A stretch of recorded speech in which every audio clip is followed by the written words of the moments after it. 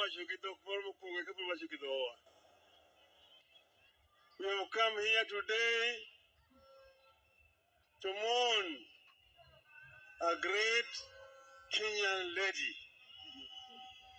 a matriarch in all sense of the word. Phoebe's life is an exemplification of humanism. She ranks among some of the greatest women in the world. So we have come today to celebrate her life, not to mourn. Because at 92, Phoebe has seen it all. She rose from childhood at the time when there's a lot of discrimination against women, and managed against all the odds at that time to secure education up to a high level and becoming a teacher. One of those she taught there in central Kenya was a member of parliament with us, Matere Keriri. Matere Keriri used to tell us how Phoebe used to teach them how to dress properly in those years. She then became the first African woman to become a leader of maendeleo ya wanawake against white women. And when independence came, she was working with the prison department. Jaramogi, as Minister for Home Affairs, was in charge of prisons, made her a superintendent of prisons. Became a senior superintendent of prisons to create conditions of humanity in the prisons there. And then she worked with children after that. She worked with children and promoted the development of children, orphans, children which were disabled, and so on. That is another contribution that we made. And then she became a politician. And as you have been told, if you go into the Hansard, you will see the Phoebe's contribution in Parliament. When she stood to talk in Parliament about women's rights, you would sit down and just listen and cheer her. She was very passionate about women's rights. She elevated women's issues to the national level, and she was fearless. Phoebe was also compassionate. Oburu has told you the relationship between us, our family, and the family of Phoebe. Jaramogi and Phoebe's father, the late Pastor Joel Omer, were the founders of Luo Union East Africa. Jaramogi became the first Kir. Joel Omer became the second, the deputy Kir. Late Adano Tuko became the Secretary General of Luo Union. And it is through the Joel Omer that Oburu came to study this other side of Nyanza. We used to meet Phoebe in those years when she was young. And therefore, Phoebe is like my elder sister. Here, this family, all the other brothers, some of them late, most of them late, and sisters. We are family with the Omers. But Phoebe has also several connections here. Her grandmother came from another clan of Karachonyo. She herself lived in another clan of Karachonyo. Then she's married to another clan of Karachonyo. That's why when she decided to come into politics, she was unbeatable in Karachonyo. She stood against Okikamayo and won. Amayo appealed And there was a by-election here in Karachuonyo. We came to Karachuonyo here with Orengo Jimmy here. Kajiwad Gadong. Asokoja Kajon. Here, Phoebe's symbol was the house. And that by-election was contested. It was a serious by-election because the entire government machinery was supporting Kikamai. But we came here, descended this place like bees. And we had a Sokajaka John with his kinanda. Odd. Yukarachoni. Odd. Nyaguru. Odd. Kende mwagoni ombulu. Phoebe wacho. Odd. Asiyo wacho. Odd. Okachi wacho. Odd. Karachonyo wacho. Odd. Odd. Kende mwagoni ombulu.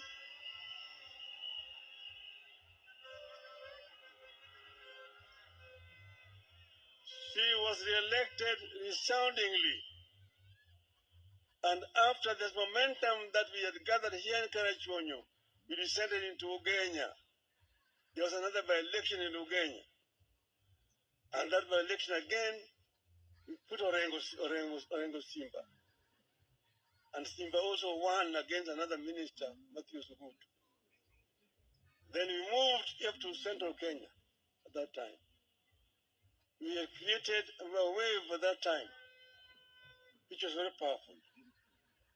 Phoebe did not let us down when she went to Parliament. She went to Parliament and continued to fight for the rights of Kenyans that we had all been talking about.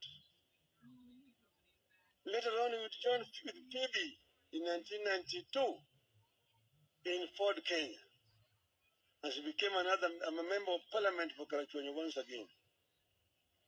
And we were there together up to 1997. Jaramogi died when we were together with Phoebe. And Phoebe was one of the people who actually held my hand at that time and asked me to forget what had happened and to move on. She was one of the people who consoled me at that very difficult time. So that's why I'm so happy today that the government of President Ruto has accepted to give Phoebe this kind of burial that she richly deserves. As a hero. As a hero. And Mr. President, I want you to follow it up by dedicating a monument in Nairobi in honor of Madam Phoebe Asiyo. Yaguru. Because Phoebe deserves it. Phoebe has done what many people have not been able to do. And that's why we are all here today. I want to say now, we are here as Kenyans today. We know where we are coming from. We were in a very serious situation sometime last year. Everybody knows where we were. There was a great possibility of Kenya degenerating into a failed state like Somalia, like Sudan today. People who do not understand history talk very easily. But ask them, tell them, what happened in Libya? What happened in Egypt after the Arab Spring? What happened? Why was it a race where a crowd not able to move in and take the government and form a government? Where do you have a military regime in Egypt today after the Arab Spring? Even Tunisia. People do not really understand. That's why they make it very simple. And it's very easy for them to write articles in newspapers. I read them, I just laugh. They tried to trivialize what was a very serious situation. So what we have today is basically something that was we were forced into because of the circumstances that were existing at that time. I want to invite somebody to tell me their own solution, how this would have been solved. We sacrificed so that it could be peace in this country. And that's the reason why we are here today. I do not regret what we did. We did it in the best interest of our country. And Kenya must move forward. But we have continued to say that we need to improve our governance structure. Issues of human rights must be respected. We must ensure that people live well. There are people who work. There are people, when they are sick, they can be treated. There are children who will go to school. This is very, very important to us. This is very important indeed. And that the cost of living need to be brought down. And that it must be rule of law. That the security forces are there to protect the people. The police are servants of the people, not masters. The police need to be civil to the population. If you have committed an offense, arrest me. Take me to prison, take me to court, and let the court find me guilty and imprison me. But do not use your own weapon to assassinate me. That's what we call rule of law. And we have sat together and reviewed the MOU that we signed last year, this year. And we have now put together a framework to ensure that the MOU is implemented to the letter. This is going to happen. Those who have been named, those who have been injured, those who have been in hospital, and those who have died, the families of those who have died will be compensated. And we said we go back to just not 2024, 2023, 22, we go back to 2017. With 2017 up to date, all those people who have been named, have been killed, and so on, the families are going to be compensated. And we have got to put in place a framework for that to happen. Secondly, we have also a structure of how to ensure that the MOU itself is implemented to the full. That's why next week we're going to have a joint parliamentary group meeting to ensure that our members of parliament implement what we need, put up structures in place so that we can be able to implement what we've agreed on. This is going to happen. So I just want to say, the naysayers, give us space, give us room, and judge us in 2027. And we've said this is going to remain in place up to 2027. After that, we will see where we go to. Even if you're saying one term. So what? It's the Kenyans who will decide the term. And we will see where we want to go. I am confident when that time comes, we will face Kenyans squarely and tell Kenyans, this is why we did ABCD, this is where we want to go. Utasema yako, tutasema yetu. Tuone Wakenya watamini nani. So hivyo mimi sina wasiwasi. Piga kelele namna hiyo. Weka tu. Hiyo ni kama hiyo ngurumo ya chura. Ngurumo ya chura haizui ng'ombe kunywa maji. Ng'ombe itakunywa maji. We will be able to move beyond 2027. I'm confident we will move beyond 2027. Nobody should try to threaten us. We are Kenyans like we are Kenyans. Don't go and say that Kenyans is sectionalized. Sisi ni watu wa bahari. Sisi ni watu wa ziwa, kanda ya ziwa Victoria. Sisi ni watu wa bonde la ufa. Sisi ni watu wa milima. Sisi ni watu relationship. Oh, you're our cousins. You're our cousins. You're our cousins. So those are your cousins. Those who are not your cousins, what are they? Are they not Kenyans? support Kenyans. Told us also that the government has got shareholders. Watu wengine wako na shida mingi, wengine wana kidogo, wengine hawana shares. Then why are you collecting taxes from those who don't have shares? Why do you tax them? You collect shares, money from them, and you say they don't deserve services because they did not vote for you. Shame on you. Shame on you.